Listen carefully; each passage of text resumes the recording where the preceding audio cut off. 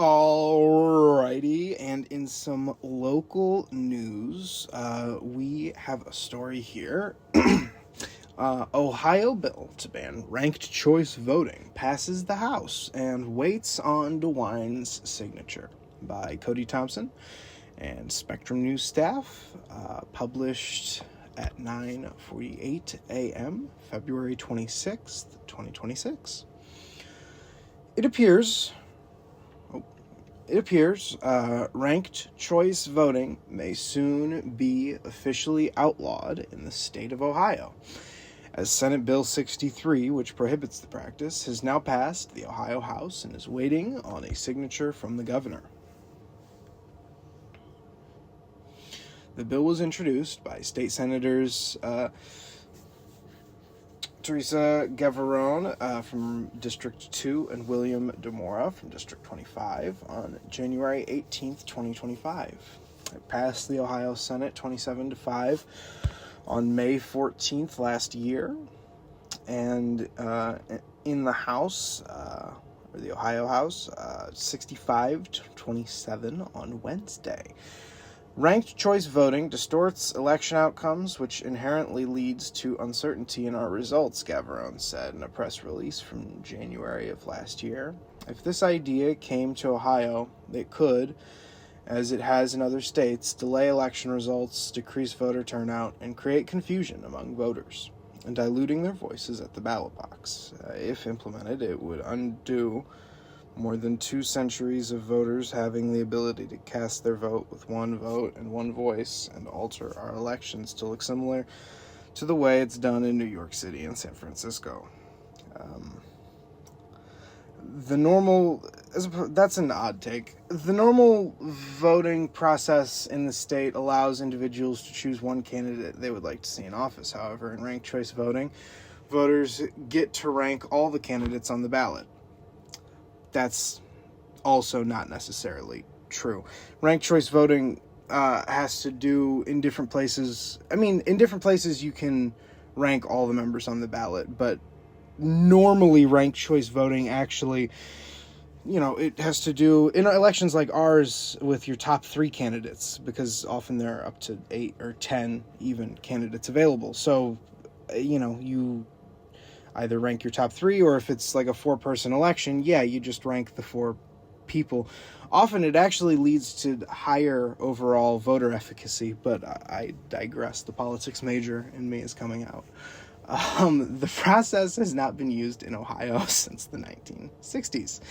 It works by looking at the candidates as a whole. If none of the candidates gets more than 50% of the first place votes, then the last place candidate is eliminated, and the votes from that candidate's supporters will be divided based on those voters' second choices. That process continues until one candidate gets a majority of the votes. I believed ranked choice voting is cumbersome, confusing, and unnecessary, DeMora said in the release. It's something Ohio has stayed away from to date, and any implementation now would only serve to confuse voters and election workers. The votes on SB 63 were mostly split along party lines, with many Democrats in both chambers voting against the bill, though some voted in favor. However, no Republicans voted against the bill. The nonprofit organization Ranked Choice Voting Resource Center, according to their website, offers information, research, and tools related to ranked choice voting. The current state of politics may be divisive, but it doesn't need to be this way, their website reads. Ranked choice voting reduces incentives for negative campaigning and shifts the focus back to platforms and candidates' qualifications. With ranked choice voting, candidates do best when they reach out positively to as many voters as possible, including those supporting their opponents. According to the lawmakers' press release, the bill would ban ranked choice voting in all Ohio elections, except for those in municipalities or chartered counties. However, the bill specifies that, should the Secretary of State find a county or municipal corporation has approved ranked choice voting or instant runoff voting for an election, they will be ineligible to receive any local government fund distributions from the state during the period beginning with the month following the adoption of the resolution or ordinance and ending with the month following the last day of its effect. In essence, as long as you do ranked choice voting, you ain't getting funded. All that is left for the bill to become law is to be signed by Republican Ohio Governor Mike DeWine. And down below, there is a copy of the bill. As always, these articles will be in the description of the YouTube video. You are welcome to go take a look for yourself. All right, so this article is coming from NBC4, WCMH-TV, posted 16 hours ago and written by Brett Mills, so sometime on Thursday. Ohio EPA weighs allowing data centers to dump wastewater into rivers. The Ohio Environmental Protection Agency released a draft for a new permit that would allow data centers across the state to release untreated wastewater and stormwater directly into rivers and streams. I feel like these headlines at times, to just digress for one moment, I feel like these headlines, they're like comedy sketches or like Simpson episode headings. I'm not making these up, I swear to God. I'm going to get back to it. I digress again. The new permit would apply to water that circulates through all current or future data centers, regardless of location. Residents like John Scholl shared concerns about the environmental impact if that permit is approved. The EPA is supposed to be protecting the environment. It's in the title, Scholl said. And this draft is essentially just making it clear that they understand that the data centers themselves are going to be releasing pollutants. In essence, that they're not going to do anything. The first page of the draft reads, "It has been determined that a lowering of water quality of various waters of the state associated with granting coverage under this permit is necessary to accommodate important social and economic developments in the state of Ohio." This is not justification enough for Scholl. Even for the jobs they create, they're mainly short-term, Scholl said. When you're building it, it creates about 1,700 jobs. That's mainly construction workers. That's mainly people and contractors hired to build these centers. But after that, it only creates about 157 permanent jobs that'll be there in the community providing for the economy. It's not very many. You know, a Walmart could do something more impactful than that. That's wild. With nearly 200 data centers throughout the state and more to come, many people, like Dublin resident Amy Swank, are asking if the reward outweighs the risk, especially regarding human health. I think that there are real questions about what is in the water that comes out of the data centers, Swank said. When the water leaves, what further chemicals does it contain? What microplastics does it contain? Are our water treatment plants able to address those? Those are real concerns. Though the permit has not been approved, some residents still worry that the impact could not only affect the environment, but also that Ohioans will carry the cost. It's really the Ohio taxpayers that are paying for this, because they will not pay for any remediation that is required, Swank said. They will pay for any monitoring that the Ohio EPA has to do. The Ohio EPA declined to comment on the proposal. Read the full proposal below. Once again, I will have my sources linked, and if you would like to go read that article, you are more than welcome. All right, now we've got another article out of ABC News 5 Cleveland. This article is written by Morgan Trow and posted at 6:30 p.m. on February 24th. Ohio bill would defund public universities for promoting DEI, and Republican education leaders are split.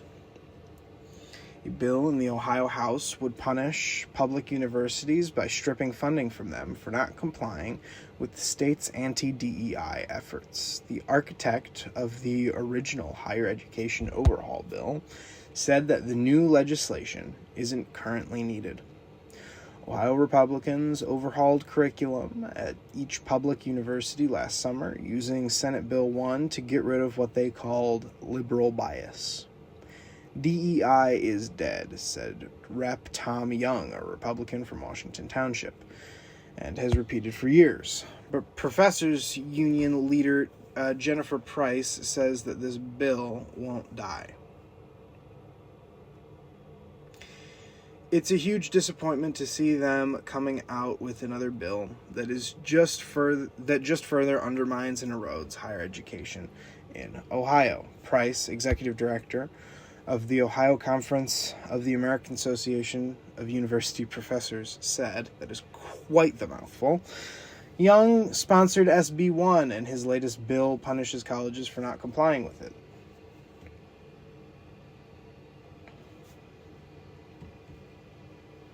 SB 1 focuses on what Young calls free speech, banning public universities in Ohio from diversity, equity, and inclusion initiatives, having bias in the classroom, and limiting how controversial topics can and can't be taught. Controversial under Ohio law includes belief policy that is the subject of political controversy, including issues such as climate policies, electoral policies, foreign policy, diversity, equity, and inclusion programs, immigration policy, marriage, or abortion.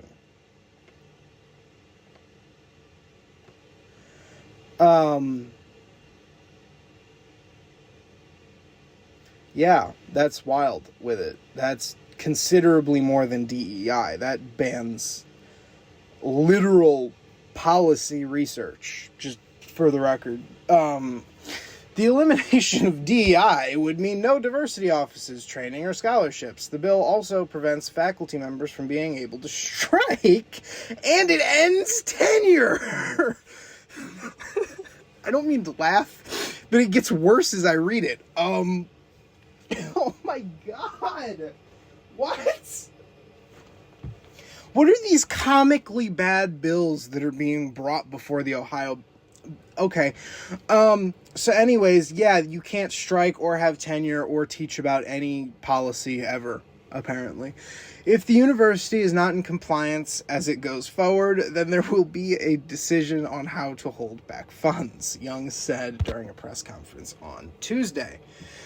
To make sure they keep their state funding, HB 698 would require colleges to have additional certification processes in place, such as checks that universities didn't disguise so-called DEI programs to keep them. There's no legal definition of DEI, so how are colleges and universities or professors or staff members supposed to know if what they are talking about, what they might say, or what opinion they might address could then be considered DEI and a reason for them to be fired, Price said, which is a great question, because they don't seem to address it. They also must provide a list of each former DEI faculty member or staff and justify why they are still employed. This, in turn, creates a registry of individuals who cover diversity-related topics. People over the summer who have brought concerns to me. They're afraid to come forward to even say anything, Young responded when asked about who is requesting this bill. It also expands the ability of retrenchment and cost cutting to account for declining or even stagnant enrollment. If everything stays the same in your program, if you have the same number of students that you had last year and the year before and the year before, so no decline, you can trigger retrenchment, Price said. Young disagreed that his legislation allowed for more retrenchment triggers. However, the bill language directly adds a full section on initiating retrenchment. SB 1 sets the expectations, Young said. HB 698 ensures that these expectations are verifiable and enforceable.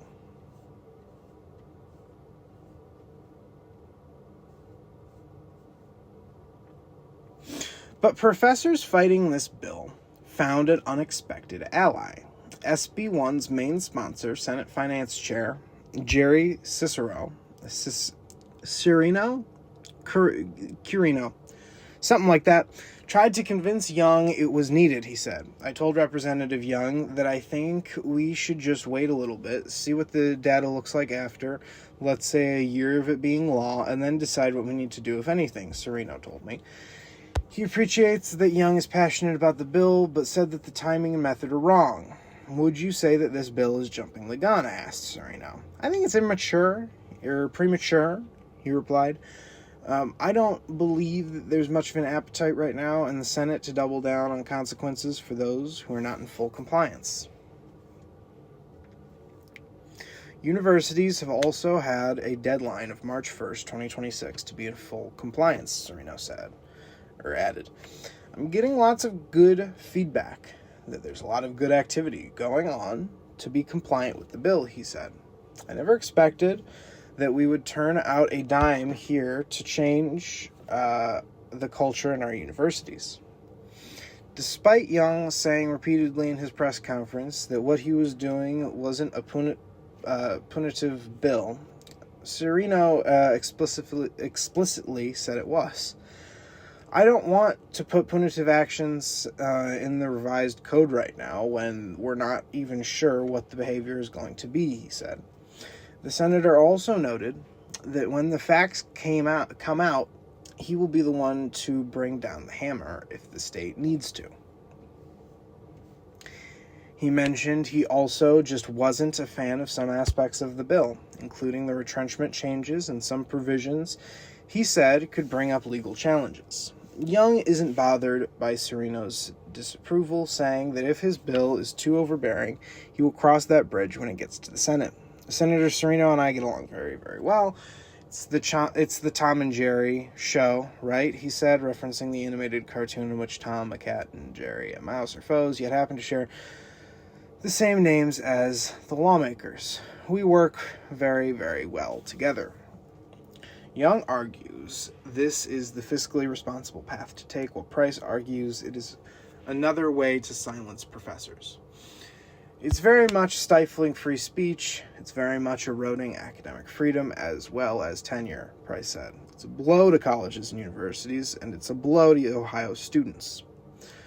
If the lawmakers keep it up, she said, professors and students will choose to work and study out of state. They should not be playing politics with the education, she said.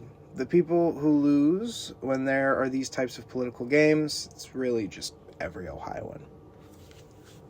And then we've got this story, which directly relates to the last one and has,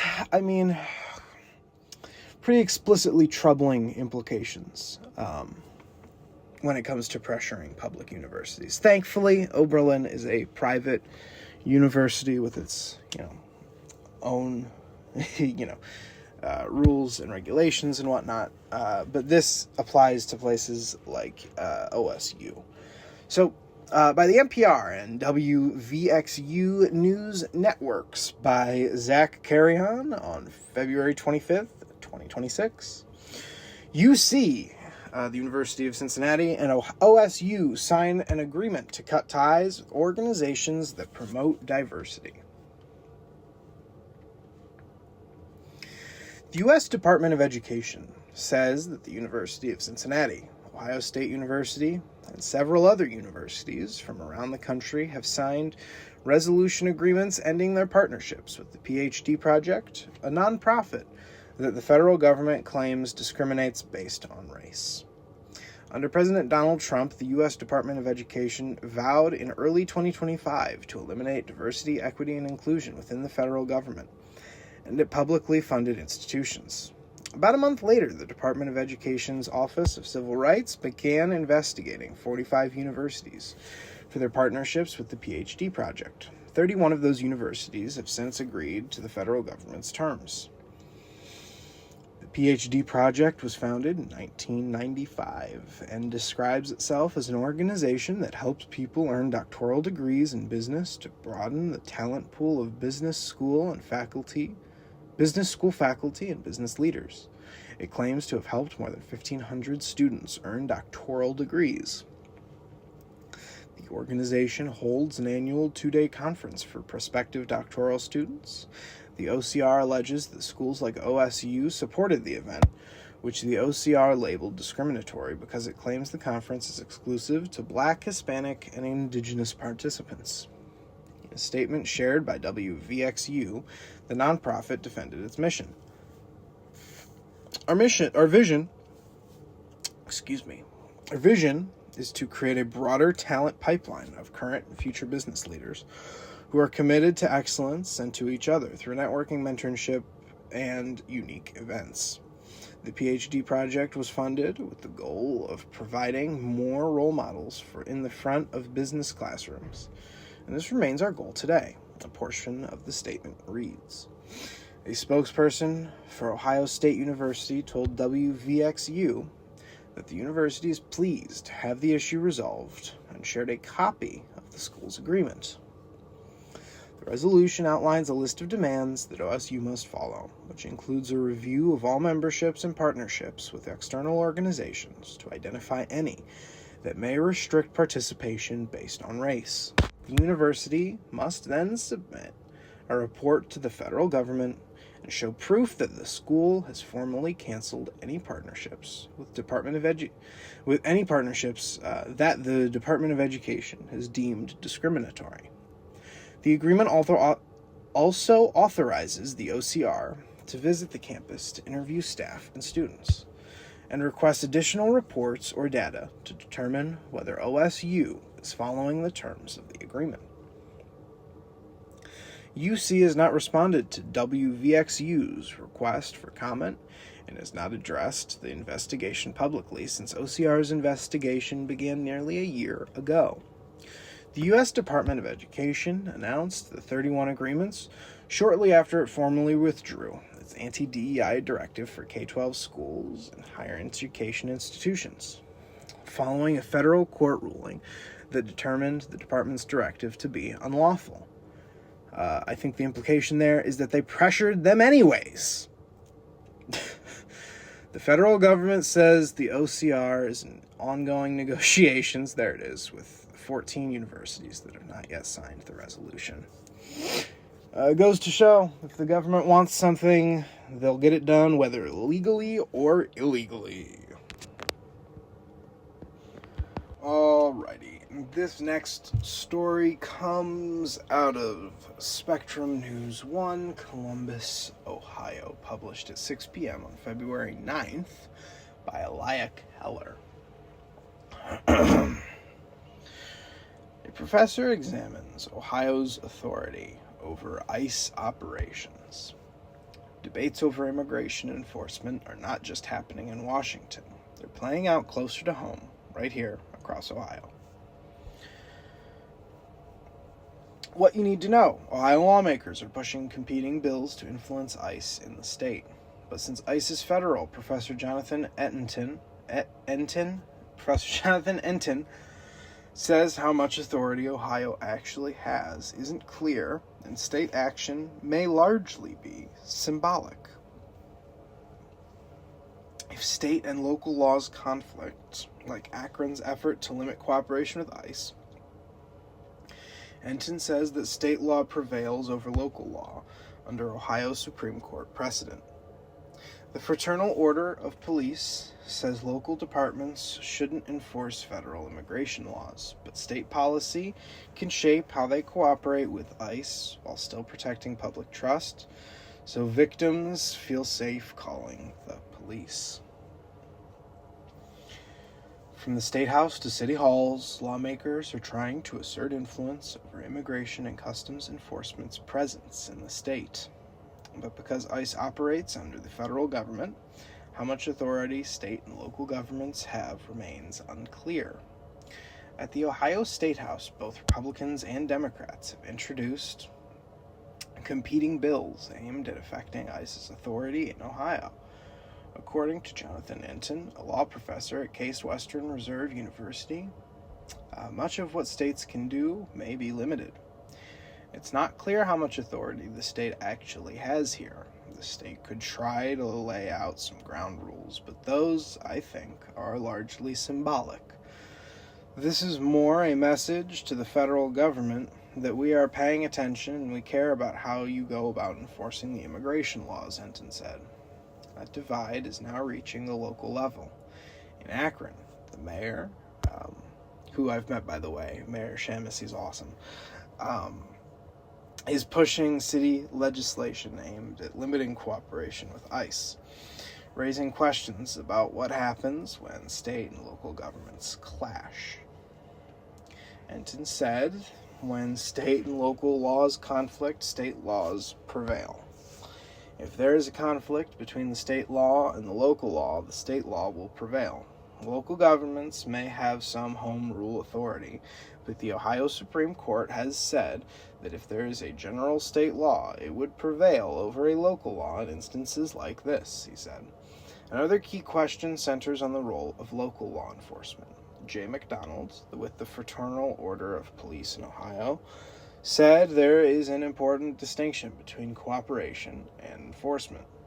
If the federal government needs our help to ensure their safety or the safety of others, then we should give that. But that doesn't mean we should engage in federal law enforcement, including enforcing immigration laws. Those laws are the responsibility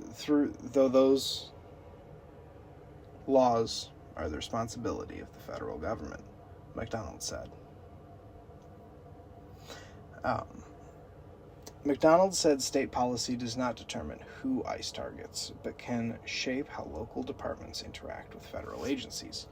Ohio law enforcement generally cooperates with ICE as it is, and quite frankly, I think that the number one way that local law enforcement should be cooperating with the federal government is letting them into our correctional facilities to pick up people who have detainers who have already committed crimes, he said. The Fraternal Order of Police said that while local agencies do not enforce immigration laws themselves, they play a role in making sure people feel safe calling police for help. We have had a long tradition in the state of Ohio of trying to ensure that victims of crime, whether they are undocumented or not, receive the services that they are entitled to through local law enforcement. We do not want people who are the victims of domestic violence to be afraid to call the police, McDonald said. As lawmakers at both state and local levels weigh competing approaches, the debate could shape how enforcement and trust intersect across communities in Ohio. All right, so today's episode has been comedically villainous, so I figure that we can leave off with some actual comedic stuff instead of things that'll just make us wildly depressed. So out of ABC News, published February 24th by the Associated Press and published by ABC News. Ohio sanitation worker surprised to find police suspect in a trash can. A sanitation worker in Ohio got an unexpected surprise when he opened a trash can and found a man hiding inside. Huber Heights, Ohio. A sanitation worker making his rounds in Ohio got an unexpected surprise when he opened a trash can and found a man hiding inside. Dash camera video posted by the Huber Heights Police Department on its Facebook page shows the worker rolling the bin toward a garbage truck, lifting the lid, and quickly staggering back before pointing toward the container as officers pull up. Police said the man had fled on foot after a traffic stop earlier Monday. It said nothing about the morning. Officers briefly lost sight of him and set up a perimeter in the area. The video shows the man climbing out of the bin and taking off running as an officer chases. During the pursuit, the man's shoes appear to fly off. The man was taken into custody without injury, police said. Let's get a look at that clip if we can.